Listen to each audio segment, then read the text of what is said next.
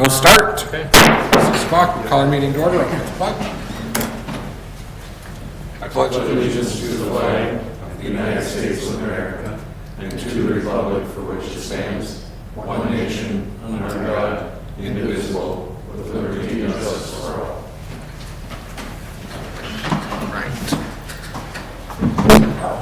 We'll start here with our activity reports. Thank you, Neil, for covering for me at the last meeting. I was not in the place where you wanted me publicly. Activity, it's been quiet. We had I think we had a park and tree board meeting where we discussed the playground and stuff. I wasn't at the last one, but I think my report is still there. Yep. We had an airport meeting a couple weeks ago. That board met informally again today. We have a group interested in building a private hangar out there. We don't have any guidelines on it. So looking at developing guidelines on what we want private hangars to look like. Getting a draft ordinance or policy set up for that. Otherwise, I was there for the community cleanup. That went well. Got some ideas for refining that for next year. And let's see, Dan and Tarek and I went and looked at some playground equipment last week. Thought maybe it would be a good addition out at Ampey Park. It was a big set that the city of St. Joe was selling. Got out there and it was a little rough for wear, so decided it probably wasn't worth the time it would take and the money to get it up to something decent. I also raised the point that once you put in a $100,000 set, even if you get it for cheap, you better budget replacing that set because people don't want to get rid of it. And ultimately decided it just wasn't worth the money, and then Dan reported to me that it went for about probably $4,000 more than it was worth. So good for the city of St. Joe, but we don't have that. So Good donut, though. yeah, good donut, because we stopped at the Cold Spring Bakery on the way back, so y'all missed out who didn't join for that. Paul? No, I have nothing to report. Okay, Megan? It was an easy couple weeks too. I don't have anything either. Okay, Neil? We had a meeting with the developer last Wednesday looking at the property behind John Deere that the city owns. I was there for that. Sorry. My apologies. Productive? And then we had Public Works before this meeting. Talked a little bit about street painting, the sewer ponds, the bridge replacement scheduled for October, starting, and it'll be closed all winter. And that covers about everything I have. Donna? Nothing to report. Nothing. All right. Department heads. Chief? Thank you. So I'm going to try and actually give you guys a little bit more than I usually do. So I pulled some numbers year to date. The department has had 6 felony complaints that have been signed for gross misdemeanors and a misdemeanor. That doesn't include any sort of citations that were issued. To give you an idea, some of those are carried over from last year, and just getting those complaints done with the county attorneys. But for our felonies, we've got theft cases, HRO violations, forgeries, crim sex, gross misdemeanors, DWIs, 4th degree assaults on a police officer, and DAC IPS. And then the misdemeanor was a domestic. If anyone followed Facebook, as you're aware, the department has started our public nuisance enforcement. Officer Cater is currently tasked with doing that. He has addressed 40 plus properties so far. As of today, 8 of those have come into compliance. He's still working with the other property owners. However, we are kind of stuck in a little bit of limbo right now. We are not enforcing the ordinance that is currently in place, as we have a new ordinance that is supposed to be passed, and it wouldn't make sense to enforce an old ordinance when a new one is coming. So we have addressed these issues as according to the new ordinance, but I do need the council to hopefully get that ordinance passed so that when time comes, if we don't get compliance from folks in town, that we can actually address that with citations and otherwise. But so far, other than the comments on Facebook, most people have been receptive. You know, we're trying to work with people as usual to get them to clean their property without having to go to the route of citations, but you just never know. You'll see in the informational section, a letter to the school on the SRO program. As of the end of this year, our SRO program, which has been going for over a decade, will be transitioning over to the sheriff's office. They will be providing those services moving forward. With the current hiring climate, the decision was just made that there's just no way we can find an officer to fill that role in that niche position like we have it. The sheriff's office has far more staff, so they're going to be able to accommodate that a little bit better than we are. I have met with the sheriff and the new SRO, and we will be in constant communication between the SRO officer or deputy and myself so that we can continue on what we've built on, but hopefully on a little bit more consistent basis, which I think will actually serve both the community and the department better doing it this way. Some of the other comments that have come up with Facebook this weekend were about the possibility of burglaries. As the weather gets nice, people start moving around a little bit more, and people start doing things maybe they weren't going to do in the middle of the winter. So we want to, from the PD side of things, we want to encourage people to make sure they're locking up their properties, their sheds, their garages. Yes, we live in a safe community, however, people still do bad things. So we've seen only a couple burglaries here in town of late.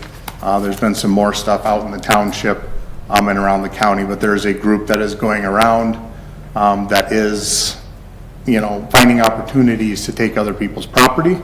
So we want people to be diligent. If they're seeing things that are suspicious, they need to report them to us, as well as make sure that they're locking up their valuables so they don't go missing. Last week, myself and the public safety building committee, whatever you want to title us, we did tour a couple different facilities, the Sartell Police and Fire Building, as well as the new Cold Spring Fire Department, to start getting an idea of what a building here would look like for the community. So we're hoping to start taking the next steps on that and coming up with some sort of a concept of what that building actually looks like and what we want to put into it. And then just give you an update on the hiring. To date, we've had 3 applications. We interviewed all 3 of them, and all 3 have been removed from the process for one reason or another. We have moved one individual on, but that individual has since been removed and accepted a position with a different agency. Chief, can you talk a little bit about your process for enforcing these nuisance properties, how they're identified, how you work with the homeowners? Just speak about it generally. Yes, so what we do is we will, Adam will go out, he will find the properties that he believes are in violation. So what that means is, you know, maybe you've got a stack of tires or, you know, a handful of bags of what appear to be garbage or other items sitting around the house. That would be a violation under our ordinance. At that point, he is making contact with the property owners if possible, explaining to them exactly what the nature is of the violation, finding out what they're doing, if anything, to abate that issue. Some of them, you know, we're currently working on something. I think one was a toilet. You know, we're just doing a remodel here, and toilet just came out of the bathroom, so they were getting rid of that, and I think that one's been fixed. So he reaches out, he makes contact with them. Those that he can't make contact with, he'll send a letter. Even those that he made contact with, he is sending a letter following up saying, hey, these are the things that we've identified on your property as an issue. Please clean them up, and he's giving them a period of time in which to do so. And then usually what we will do is, if they're making progress, especially some of the more egregious violations, if they're making progress, then we'll usually work with them and maybe extend those deadlines. But if somebody's got, say, you know, I don't know, a handful of tires and some other miscellaneous items out in their yard, and they just don't make any effort, they will probably receive a citation at that point. And then Tarek, do we know where we are in getting that new ordinance put on our agendas? We were going to have it on this one, but there were some questions on trees and lawns and stuff like that, so we want to have another discussion on it before we submit it. Okay. I agree with the chief, though, that if we're stuck in limbo on enforcement, we need to do that sooner rather than later. Any other questions for the chief? All right, thank you. Dan? We have interviews tomorrow for a position in Public Works. Hopefully it goes better than the police. Hopefully we get some candidates out of it. The well is in out at Veterans Park. We're grabbing a cold for them. If that passes, hopefully it does, and we get that'll be open soon, so we'll have those bathrooms. We should have all the bathrooms, all the parks open in the city for sure by the end of the week. We're finishing up the rebuild of the pier out there so we can get that fishing dock in. We will have that by the end of the week, hopefully within the next couple of days. The guys have been putting in a lot of work to get that done, so they've done a good job. I grabbed an asphalt company that's going to be putting in a bunch of asphalt for Lewis Industries, so I can see if I can get in and get a bargain while they're in town. So I'm getting some pricing from them to fix 515 Maple and hopefully a couple of spots in our parking lot of our new snowplow garage.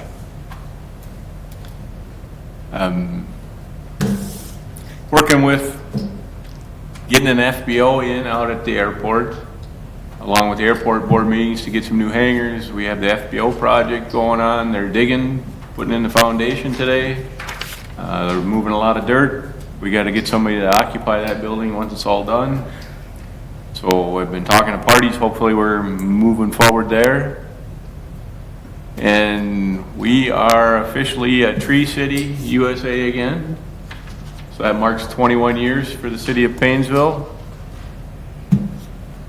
which I think is kind of cool. It is cool.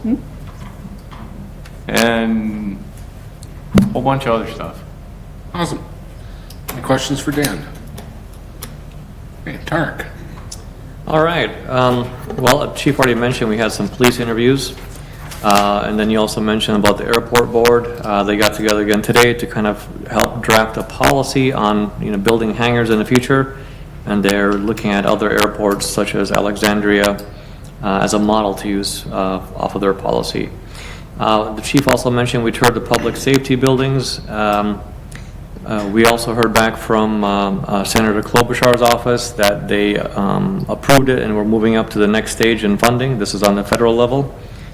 From the state side, we have not heard anything yet. Park and Tree, as you also mentioned, we discussed some playground equipment, so hopefully that'll be going in soon. And then, we talked about possibly doing something else at the dog park. I know people were requesting maybe some kind of shade or a place to sit. So I think the park board is discussing that. And then Neil also mentioned, and you mentioned that we had, or Neil mentioned, we had a discussion with a developer who's interested in coming to town. They would like to see what TIF would look like for them. And then we have another business in town that is expanding, and they would also like to request TIF. So 2 potential TIF developments, and working with our financial advisor, we'll see how it goes. Questions for Tarek? Can Can I say one more thing? Go ahead, Dan. I was going to mention on Lake Avenue, going across the river, over tracks across the river and through our entrance to town. Those medians with the trees in them and the light poles. The mulch in there has blown away over time. The weeds are coming through. We tried our best last year to stay up on them. They've really taken hold. Some new plan. We visited a bunch in Public Works about a better approach. We need to think about some new plan there, because spraying the weeds, we sprayed and sprayed and sprayed last year and pulled, and it's not very effective, and it's already grown over this year. So just wanted to mention that probably something to look at in the future. my 2 cents is do a native planting in each of them, get some wildflower seeds and just scatter them and let Mother Nature do what Mother Nature does. And grow up, and it might take a couple of years, but it'll look fine. Or we can fight it and we can lose. Because at the end of the day, Mother Nature will always win. So. All right, anything else? Okay, anybody here for our open forum? All right, I'm not seeing Jacob sprinting to the podium, so. Move on then to the consent agenda, includes the minutes on page 1, vouchers on page 2 totaling $361,496.88, a couple of employee resignations, closing City Hall on June 2nd for the employee appreciation, and a donation from Painesville Fleet Supply. Is there a motion to approve the consent agenda? So moved. Motion by Brick, is there a second? Second. Seconded by Ally. All in favor indicate by saying aye. Aye. Opposed? None? Motion carries. Right, we're gonna bump up the Chamber of Commerce. On page 1, we do have an update. Jacob asked that so that they can get out of here. No problem. Tarek's got a map he's gonna pull up on the computer. I'll sum it up in a second here, Jacob, but essentially you want to do Town and Country Days again and would like our approval for all of the things, and it's worked out in the past, so let's do the same thing again, yes? Have a good night. Thank you.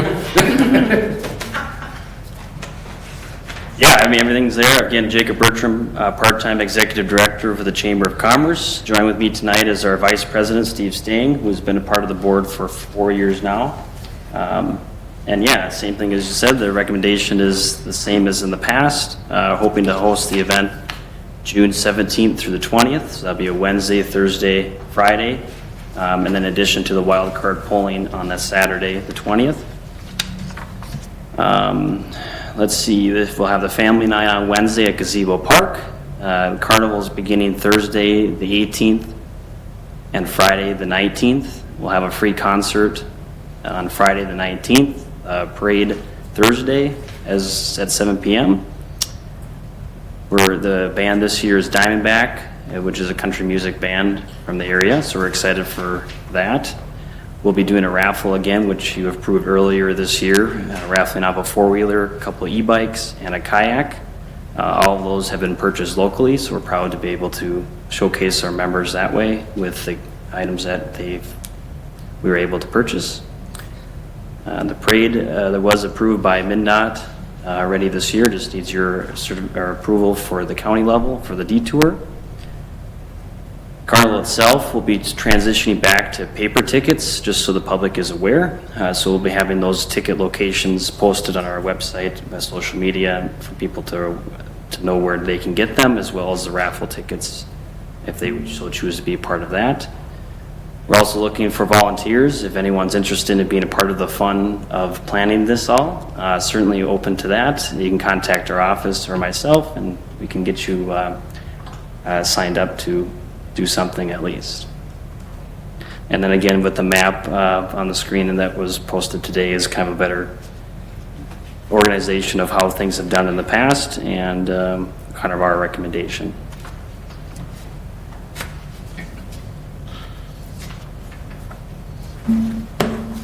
Sounds fun.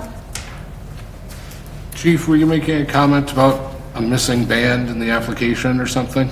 Yeah, I don't remember seeing it. I know we had talked a little bit before the meeting, but do you guys have an expected or anticipated number?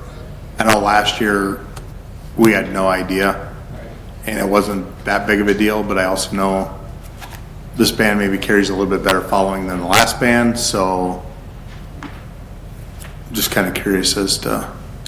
In the large shows and assemblies application, it was stated that days of the event as well as a musical concert, just so you're aware. The number of people, we say, estimated number of attendees on the application, 1,000 plus, and that would be throughout the daily total, I would guess, or more than that.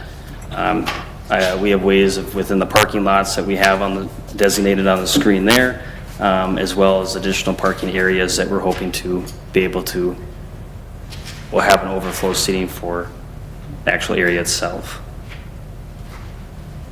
And it's possible I missed it again, but I don't see Queen Bees on there. Are you guys, is that part of the Lions? Are you doing the alcohol down there this year?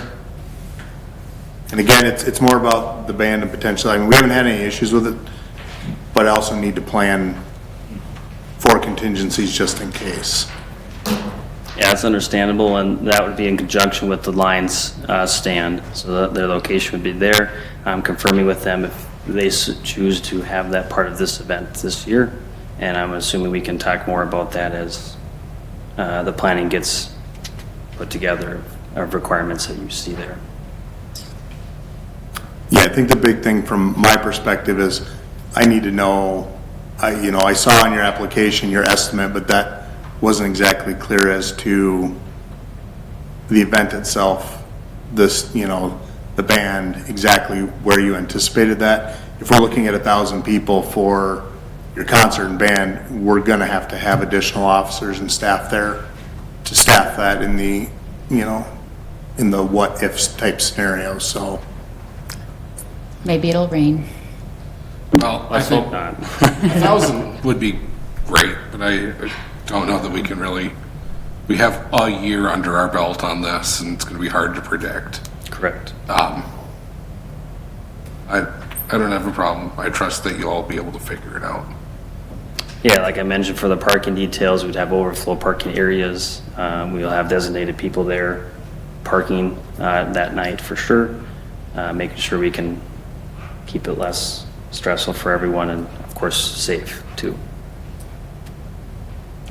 It is a popular band, I would just plan on. Well, I But think it'll be important for either you or Steve or somebody to maybe sit down with me within probably the next few weeks here to discuss that aspect of it. With us being down an officer, I need to figure out our personnel for that event. I mean, last year we weren't too terribly concerned about it. I'm not too terribly concerned about it this year. I understand that we have unknowns, but I also don't want to plan for what happened last year and have it completely shift, because that can leave a negative impact on the event in general. Correct. Yeah, it's understandable, and of course, every year we have the unknowns with anything, so we definitely will work with you to see what we can do to make it better every year and as well as the current year. Well, why don't we do this? I'm willing to entertain a motion approving everything, and then just Jacob, maybe before you leave, sit with the chief and just get something on his calendar for this week, and he can come in and figure it all out. Since everyone's here, put a date together, and otherwise you end up playing phone tag for a week and everybody's schedules change anyway, so. I'm fine with moving forward. We've done this long enough, I've got no concerns. I get it. I get why you're raising it. I'm just saying I'm confident it will work out. Oh, I have no issues with approving it. I need to know from our end what we need to plan for, Yep. so. I do have one thing, Jacob. Worked well last year, work with Public Works, just let us know whatever you need, but I think we weren't supposed to have confetti last year, and there was confetti, and that got to be quite a bit of cleanup for Public Works. So if we could eliminate confetti.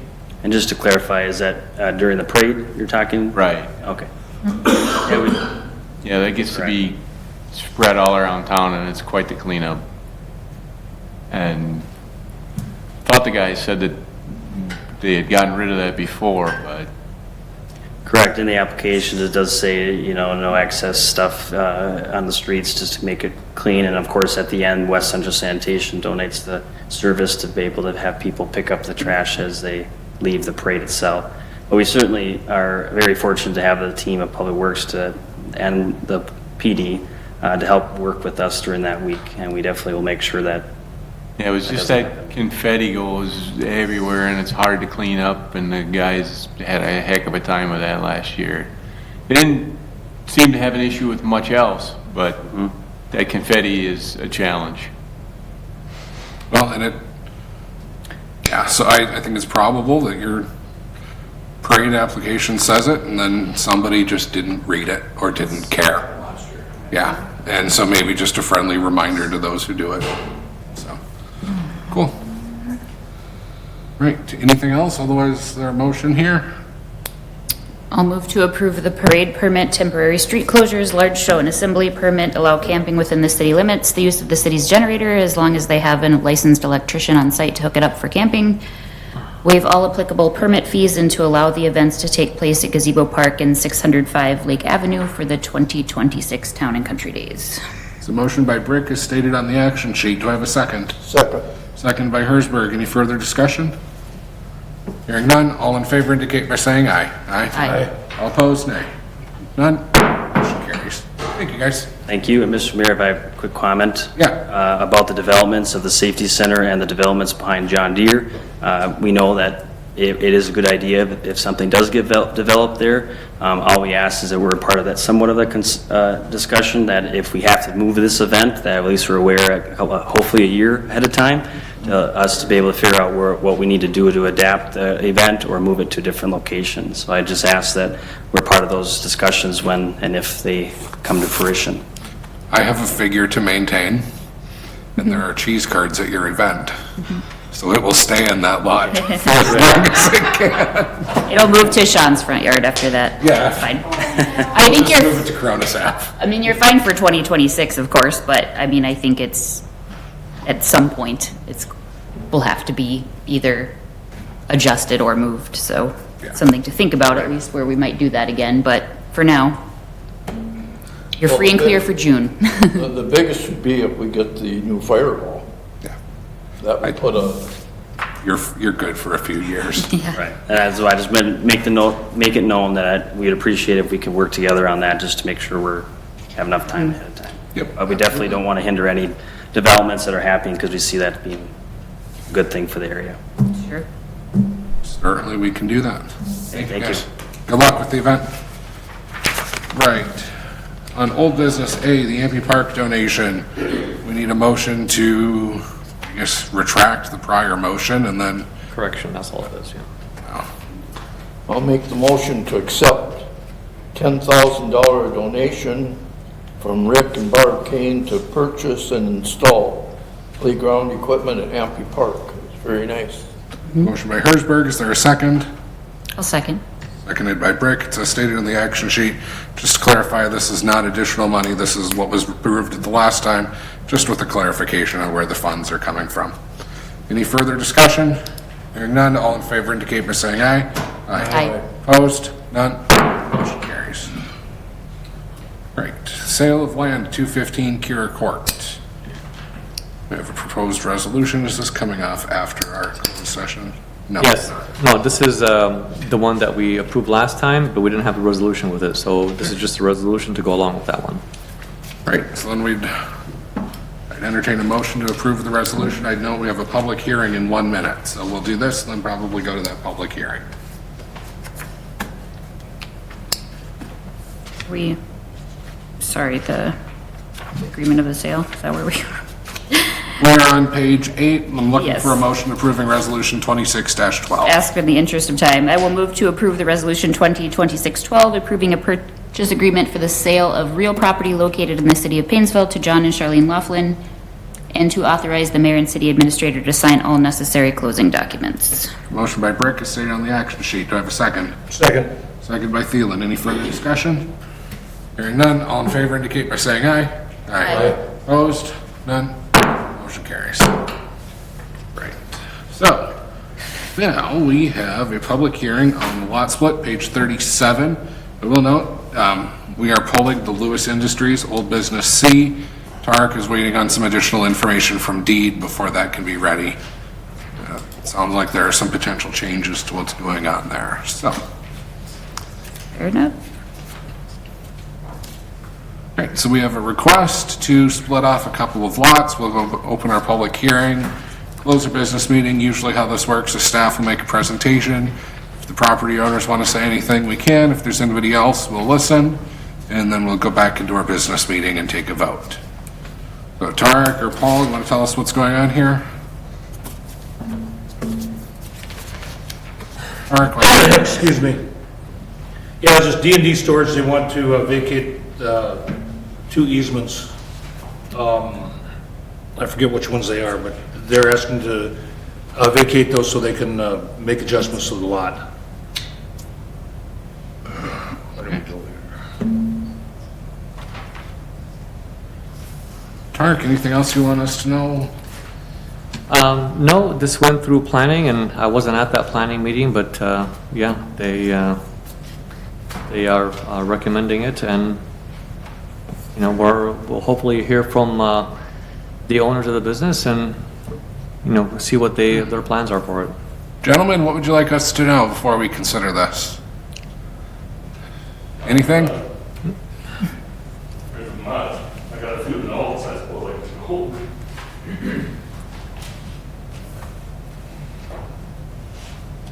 Well,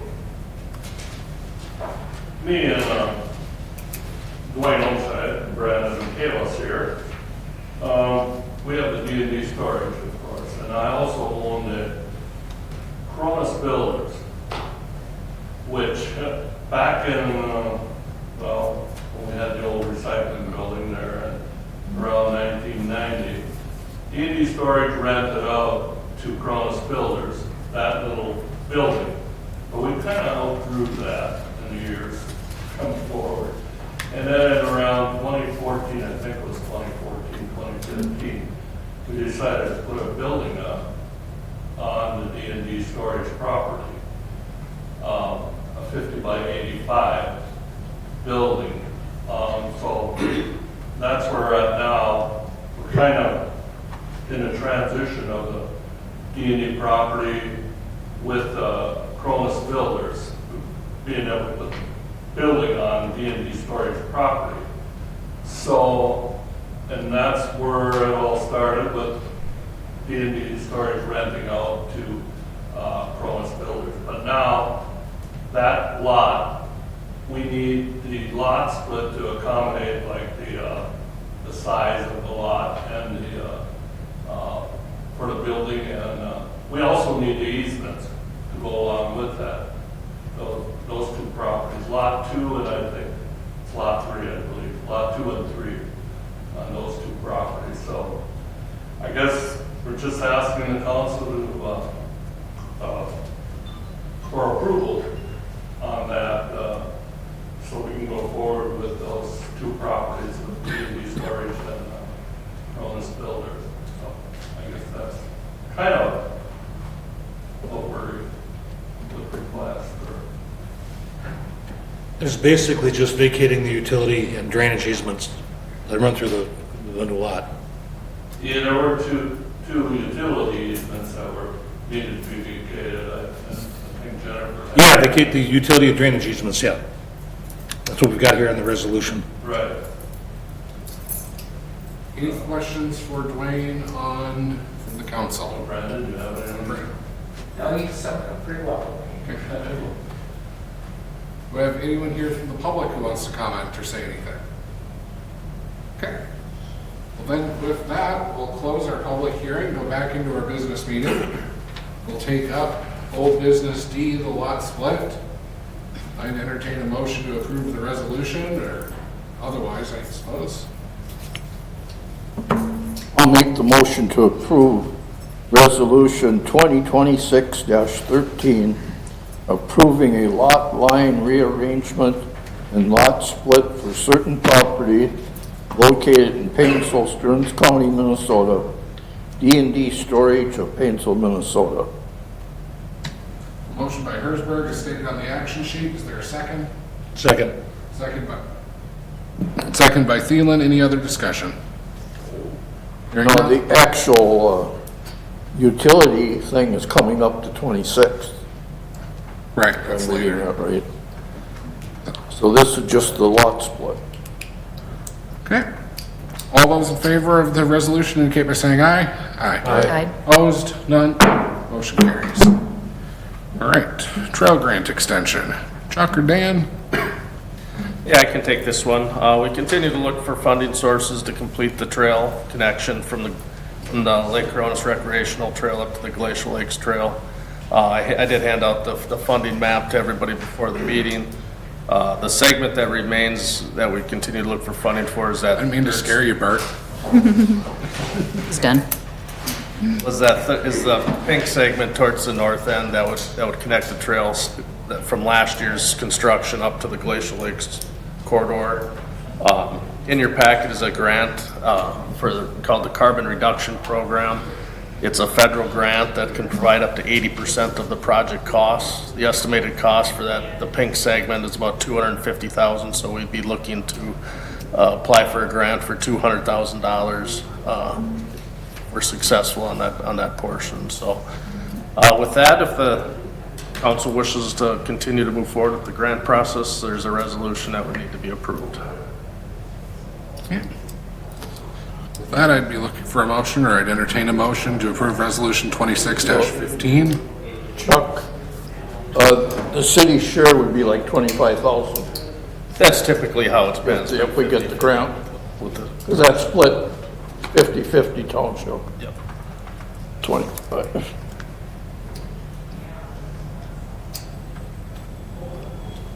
When would that monies come through? When would we need to have that put up? It's potential anywhere from 27, we won't know the year unless we're successful, anywhere from 27 to 30, I think there's a range. And this is for the red section of the, Correct, okay, correct. because the green section is done. Green is done, and the blue is the one we got the transportation alternatives funding for, and also we submitted a DNR application for that one as well. So this is the last phase. So yeah, we're trying to focus on that last phase. If there's no further discussion, I'd entertain a motion on the resolution.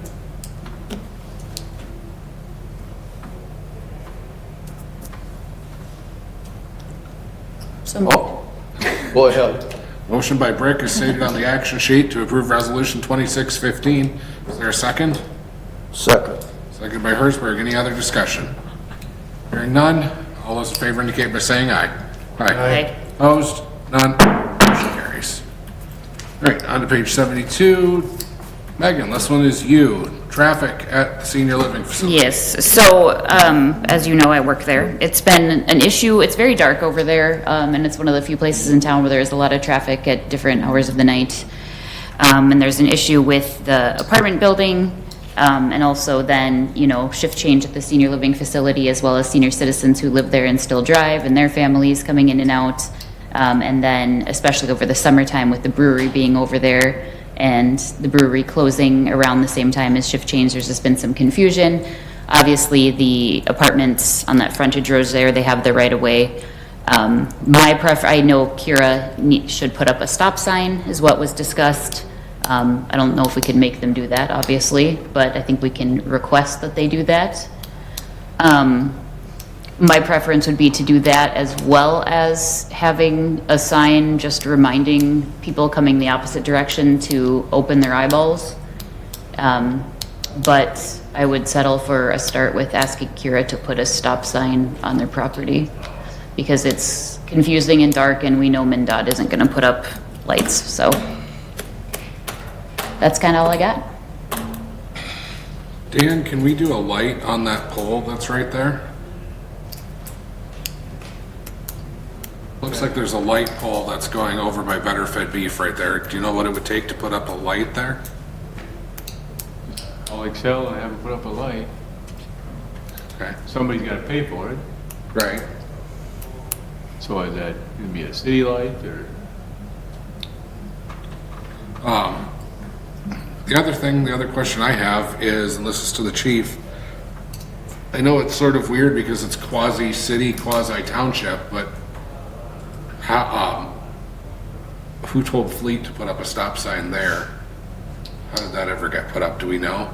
Or has it just been there for so long that it just... That's been there before my time. I mean, ultimately, the law is when entering onto a roadway from a parking lot, you're required to stop. I can direct my staff, if you want, to go down and sit in that area and address those that don't stop coming out of Karis, but I don't know if that's necessarily what the council wants. I prefer for the owner to put a stop sign there and also on the other end on where it goes into Stearns. or Spruce, I mean. The, south end of the property. Oh, yeah. Yeah. I don't think clarification would hurt, even though the law is what it Because is. the traffic moves pretty good clip through there too. Yeah, Even with speed bumps. yeah. I mean, I know what the law is, but there are people that think a yield is perfect. Yes. Suggestion. Yeah. And again, with it being busier over the summer and the brewery there and the apartments there and senior citizens driving, and it being as dark as it can be, I think some clarification wouldn't be amiss. I mean, there are businesses that have stop signs leaving their parking lots. I believe there's one by Yarman or Subway. I mean, it's not something new that, There used to be one by Tractor Supply until their delivery truck kept taking it out. And one by Teal's until the Tractor Supply delivery.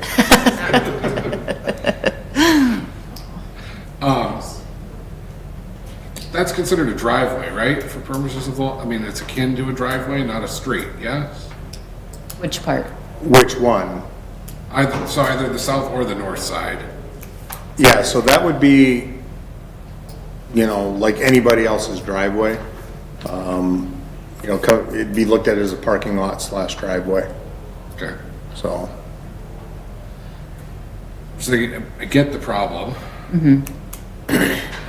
When you said that it's dark, I thought, well, shoot, there's a light pole right there. Let's at least throw up a quick light. That'll help something. I think it would. There is a light there too, if you notice, on Karis's property. Right, but it's a little ways back from the road. Oh, you mean this one right here? Yeah. Yeah. Okay. Yeah, it's further back than it seems. No, it was raised to me originally by someone who works there and then since by some visitors to the care home. So I just thought it was something that, again, it's really busy at the peak times when everything else is busy. People are going to work, people are late, they're not paying attention. People are leaving the brewery, people are upset because they're visiting someone who's ill. It's just, yeah. When are those peak times? Oh, gosh. 9, 10? Well, yeah, between like 10 at night, and then in the morning, between probably 7 and 8, people are leaving, going to work, coming to work, etc. And then it is also in the afternoon when the second shift is coming in and visitors are leaving. But I guess, you know, at nighttime when it's dark is kind of the main concern.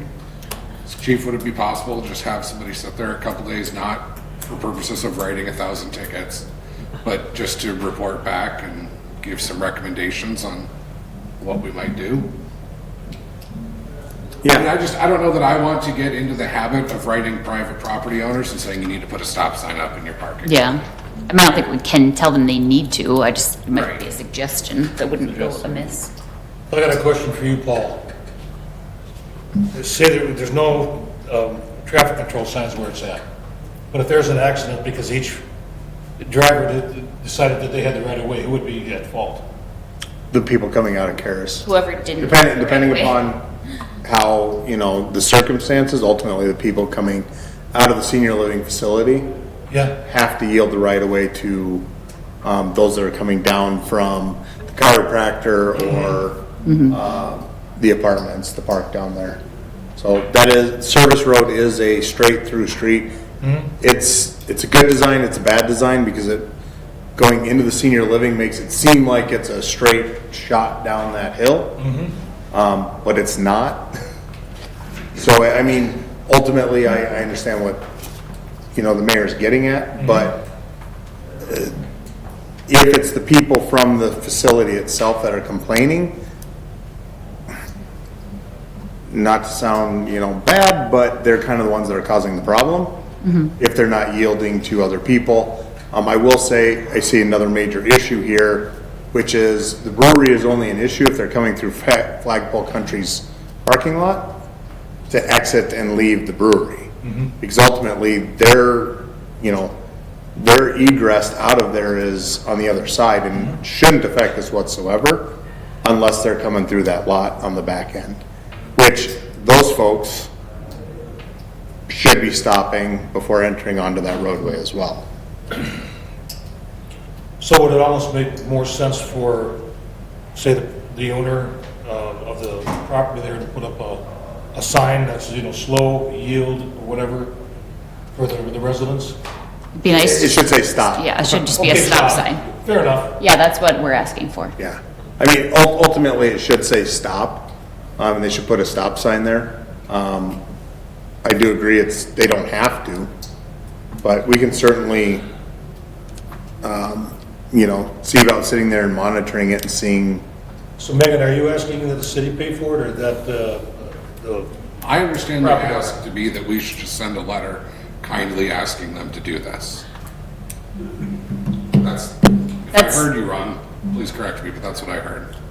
That's kind of where I'm at, yes. Just ask them to do it, because they should, whether or not they will. I mean, we can all have our assumptions about that. But it's just something that's been asked. I think there's some confusion over there, whether or not there should be, I mean, we have signs in town, you know, telling people to slow down because kids are there. Whether people pay attention to them or not is, you know, not really our problem. It's nice if they do. But, yeah, I think there is confusion, again, whether or not there should be. And it would be nice if we had a stop sign there to remind people of what's going on. And that's where I'm at. I would like us to at least look into a light, Okay? because if darkness is the problem, a light is a few $100. Hopefully it's that little. I don't know, Dan will correct me if I'm wrong. It should be pretty easy to install. And that could save a few issues that you've identified. So do we want to look into that and come back to it? Yeah, could look Okay. into that, and then Dan, you can bring it, probably go to Public Works first. Whatever you need. I will say it may be worthwhile to having a chat with MinDOT too. I Yeah. do know my guys have reported that specifically some of those egresses onto 55 there are extremely difficult when it comes to visibility, especially at night. So whether that's, you know, cars, you know, coming out of there or coming out of the brewery, it is really poorly lit for visibility purposes, so I doubt we'll get MinDOT to do anything, but if there's some poles that are in that area, and obviously there's some pole that goes, you know, up from Better Beef there. So that might be an easy thing to get them to jump on to say, yeah, let's add something or some sort of a light there. Well, I don't think it's easy to get MnDOT to do anything, but, but it just, you know, as that part of town, not just there specifically, but over by Quick Trip, over by the liquor store, gets more built up, there's just gonna be more traffic back and forth, and I just think it'll become more of an issue, so I wouldn't be opposed to that either. We just disconnect 55 and make it our own city street. Can we, or would I like to? Now I'm thinking just physically, let's just do it. Okay. See you out there, grab a shovel. Okay. Well, I think staff can look into that a little bit and bring us some information back. Sounds good? Fiber internet, Dan.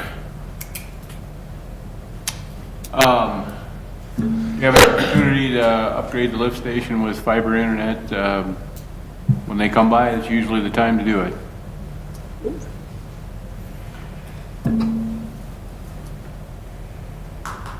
The only question is, can we not just get like a Verizon hotspot out there? Would that not work? This is more reliable. Fair enough. What do we have there now, Dale?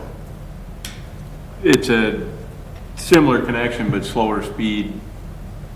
This would be a little bit more expensive, but not much, and then you're caught up with technology. Who's it with now, is it? It's with Vibrant now. I think it's just an upgrade. Yeah.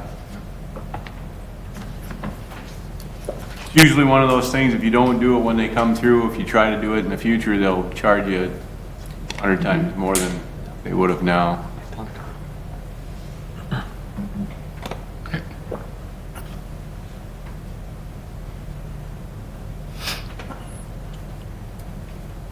make the motion to approve the quote from Vibrant for the internet at the lift station, amount of $114.95 per month, 3-year lock-in. I'll second. Motion by Hersberg, seconded by Brick, stated on the action sheet. Any further discussion? Hearing none, all in favor indicate by saying aye. Aye. Opposed? None. Motion carries.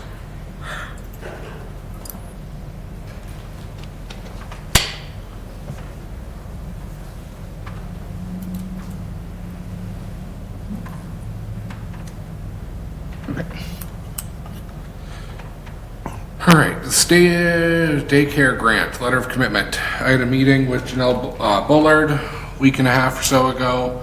The topic of the rural child care initiative stuff came up, and she talked to me about how the school is putting together a grant application to create essentially a daycare facility at the school using some of their existing infrastructure and expanding maybe a little bit where they can. And was hoping to get the city's support for that, both in a letter of commitment and then possible some financial support. They're looking at having to come up with about $1.5 million in matching funds was the rough numbers she gave me. These are all very rough numbers. She was going to send me some finalized things if she could get them in time for our meeting, which she can't, or I'm guessing she couldn't because I didn't get anything. And I told her we did have some EDAP funds available that we might be able to contribute towards those matching funds if we could. I don't have a number of requests, so I'm not saying that we should do that today, but I did receive this morning an email from Steve Peterson. That email says, as you know, a team has been working on solutions to help fill the huge shortage of childcare in our community.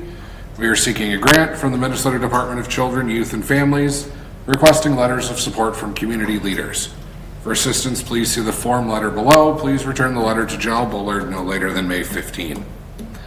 I got that this morning. I've been stuck in court all day, so I wasn't able to get this over to Jen for her to get into an update tonight. But I don't generally like form letters. I want to take and make them my own. So I guess what I would ask for is just this council's authorization for me to sign a letter of support for this grant. And I guess draft it as I see fit and then send that over.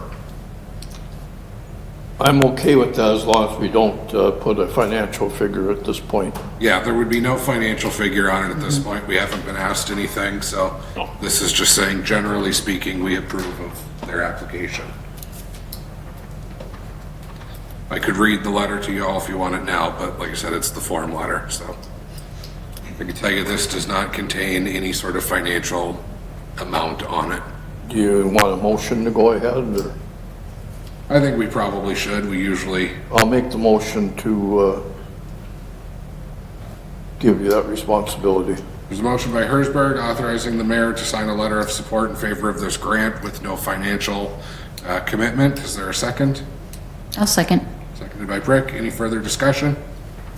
Hearing none, all in favor indicate by saying aye. Aye. Opposed? None. Motion carries. Right. Paul, you want to sell a motorcycle? Please. Okay. Somebody in our audience is willing to buy it? What's the value, Paul? Honestly, I didn't even look it up. That makes, I'm not gonna, 1990, I'm not gonna put a ton of value on that. I think the value will be in the eye of the beholder on this one. For a Harley, there'd be some interest in it. Excuse me. priceless. Well, Neil wants it. No, not a Honda. Don't have anything that needs to be burned.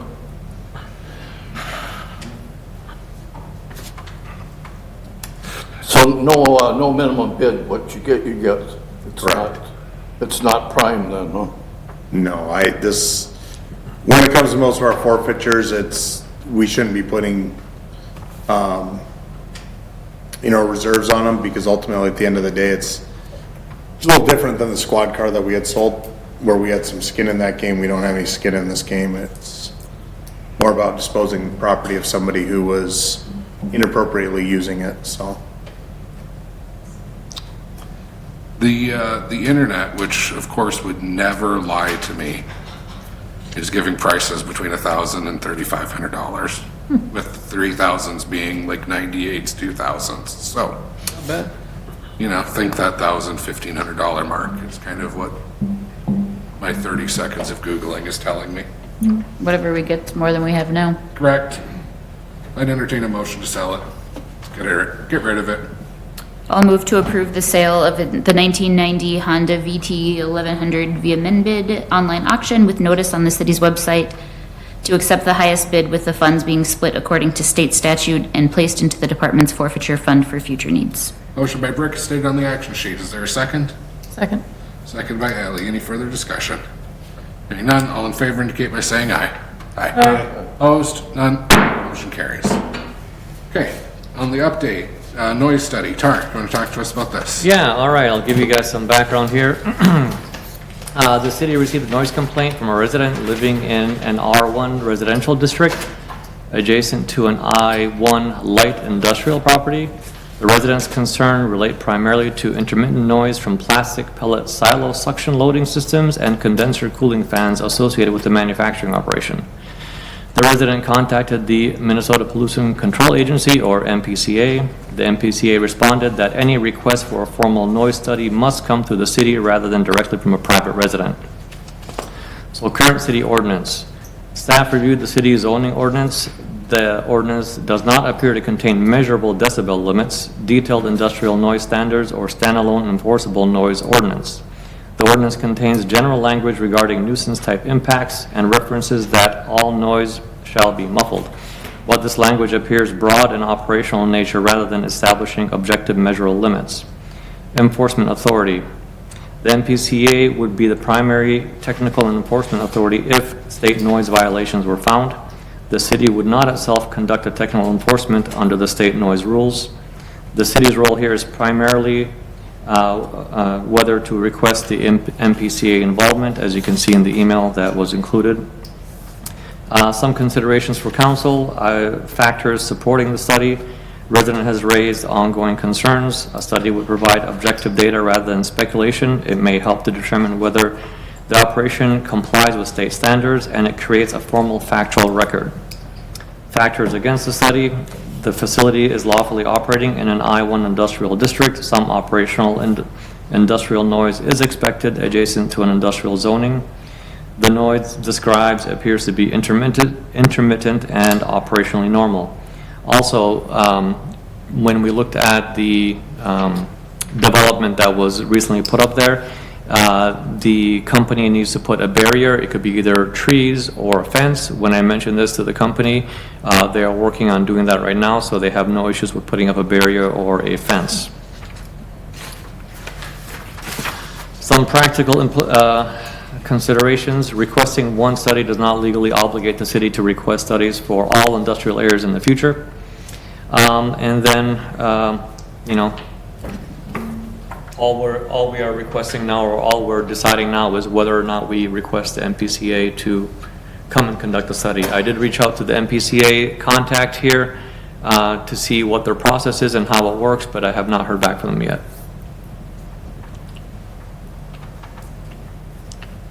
I guess I'm confused as to why we wouldn't do it. I mean, it doesn't cost us anything. If Nelson's operating within the boundaries, they have nothing to be concerned about, and if they do the study and they are, then he's no worse off than he is now. So I don't know why we wouldn't. Because it does say in our ordinance that all noise shall be muffled so as to not be objectionable due to intermittence, beat frequency, et cetera, shall comply with standards established by the MPCA noise pollution control. But, I mean, if that's in our ordinance, but we don't know if it is or not, and he's requesting that we find out, but we can't find out unless somebody from the city requests it, then again, I'm confused as to why we wouldn't. It's no skin off our nose, more or less. Is this house zoned residential? Yep. His house. R1, yep. R1, and the next door is industrial? I1, yep. I1, okay. Yeah. But these sections of the code do refer to industrial that is adjacent or otherwise around residential, which it is. Yeah. And again, if it is within the state statute, then they're fine. Right. Where are they at with the fence or the barrier? They inquired with us last week, saying they would consider either a fence or tree line, which would require trees, shrubs, and grass as a combination, 20-foot wide, along the entire property perimeter.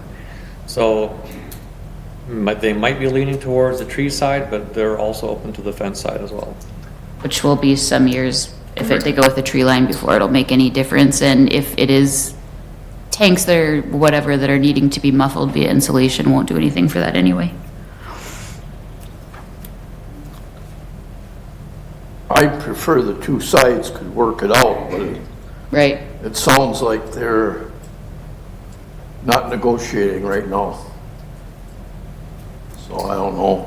They should at least have a bench line for the decibel level of what's acceptable and what's not. Well, there is, Well, that's the state guideline. Yeah, we don't.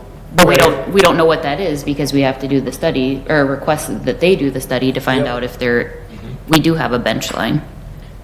And my inquiry to the MPCA was, if we request it, how long does it take? What does the process look like? How do we know what happens after? So I did ask him a few questions like that, but I haven't heard back yet. I guess my inclination, I agree with Neil, I'd like to see them try and work together. It seems like sometimes they can, and then some days it falls apart. What I'm wondering is if it would make sense to just say, okay, 2 weeks, and you all have a plan for putting up a fence. And if that's not happening, then we're just gonna go forward and ask for the study. Because on the one hand, I completely agree with Megan, like, it's not gonna hurt anything. The only thing it could hurt is the business relationship with Nelson Plastics and that group. But if they're not compliant, well then, okay. Exactly. Just one important thing here to note, in our ordinance, it says fence or tree line, so Right. they have the option, not us. Well, certainly they can do a tree line. But problem the is that fence- It's gonna take 30 years for a tree line to grow in. And the fence and or tree line, I mean, while it might offer some muffling, it seems as what is stated in the ordinance, it's more about a visual, and that isn't the issue. So, I mean, you could plant more trees than the Amazon and it doesn't Tanner called have me anything to and do with it. a big part of the issue is these hoppers have plastic beads in them. And that runs like every 10 minutes, 24 hours, 7 days a week. And especially in the winter when it's cold, those beads in that pipe just, he had it on his phone and played it to me. Now, I don't know for sure where he was standing. He said in his yard, but it was like the beads pounding on steel.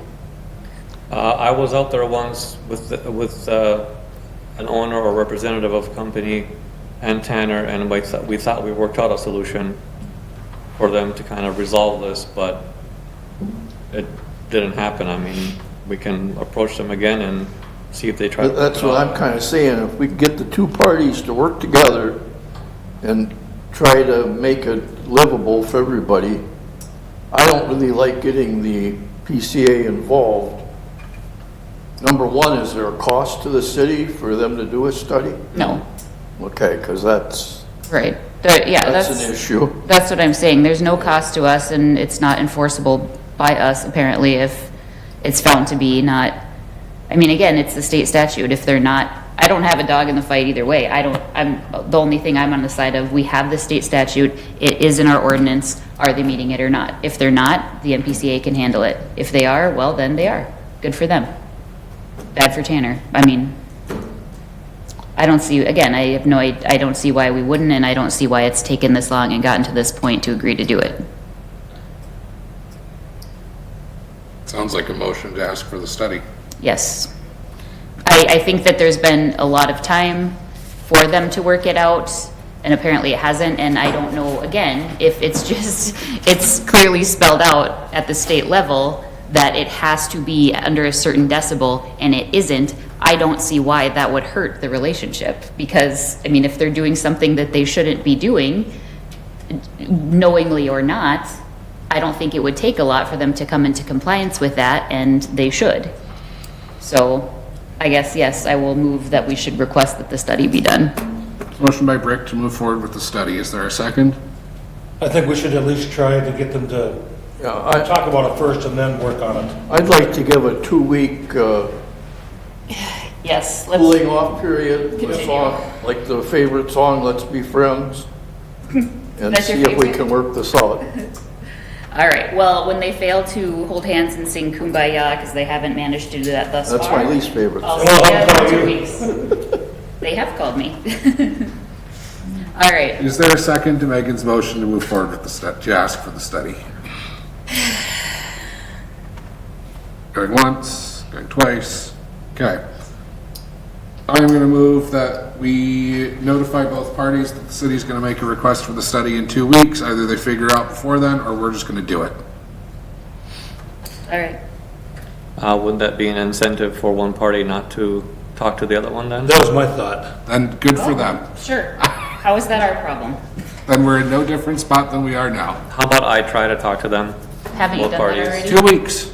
And if not, I will bring it back in 2 weeks and you guys make a No, decision. it's not coming back. Okay, I don't want it coming back. all right. If it's coming back, I'm gonna amend my motion, and I'm gonna say we're just gonna do it now. And we'll ask to get it pulled. I mean, come on, we gotta try to work together. on this. Work your magic. I mean, they have tried thus far, and I think Tarek's been involved in those talks, and we haven't can gotten try again. anywhere, but, okay, well, I would request that someone be with you when you do that. My motion is that we ask for the study in 2 weeks. And I will, yes, and I'll be with you when you do that. Let me know the time. Okay, Do I have a second on asking for this in 2 weeks? I'll second. Seconded by Brick. Any further discussion? Motion is to notify the parties that in 2 weeks, we're gonna make a request for the study unless they can figure it out. Any other discussion? All in favor indicate by saying aye. Aye. Aye. Aye. Any opposed? None, motion carries. Okay. We have some informational, we do have a closed session that we'll get to, but before we break, Chief, I have a follow-up question from you from your report. We do have our garbage rates and the amounts on page 79, monthly reports are available. Chief talked about his reports, I won't beat that dead horse. The question I had for you though, Chief, you were talking earlier about Facebook and all the stuff on lovely social media. These lovely, defendant exploitation Facebook pages, you know, the Stearns County Watch groups, things like that, have been posting a lot lately with the felonies and the charges that have been coming out of Painesville. And I know from my experience that it sometimes just takes a while for county attorneys' offices to process everything. And the result is that if they finally get to the Painesville file on their desk, they might process a whole bunch of things all at one time that make it look like a whole bunch of stuff is happening all the time, but in reality, it's just been spread out over a while and took a while to process. Do you have any information on that? Am I making sense? Yes. Can you speak to that a little bit more? Yeah, so some of these are just investigations that have taken quite some time to put the data together. So it's not that they were necessarily being sat on by the county attorney's office, it's just that the case took a little bit to get there. So they just ended up hitting all at the same time. Okay. Why? So, Yeah, I know. There were a couple comments, oh, Painesville's in here a lot. And it's like, well, one, good, because it means we're catching people. But then two, these are not happening all at the same time. correct. Yeah, Yes. so some of the stuff that's been out are, you know, that have come out lately are from Yeah. last year. Yeah. So, Okay. sometimes they just take a while. Right, thank you. And then with that, I'd entertain a motion to go into closed meeting pursuant to section 13D03, 13D05, discuss an offer in real property at 305 Kira Court, parcel 70.39118.0537. So moved. Motion by Brick, is there a second? Second. Hersberg, all in favor, aye. Aye. Opposed? None? Okay. we will bounce into a closed session. We'll rejoin public session once we're done here. Owns pick- Okay, city's received an offer on the property at 305 Kira Court. I understand the council is agreeable to the offer. I'd entertain a motion to accept the same and move forward with the sale. I'll make the motion that we accept the offer on the lot in Kira Court. We have a resolution in there that we need to approve. Yeah, there should be a resolution. I'm not seeing one. Oh, come on. Okay, Hold on, where's the update? it's not in there. Well, Okay, we're gonna have to get a resolution approved. all right, so we have a motion by Hersberg to approve the offer and accept the same. Is there a second? Second. Seconded by Ally. Any further discussion? Hearing none, all in favor indicate by saying aye. Aye. Opposed? None? Motion carries. With that, everyone, we're adjourned. Thank you.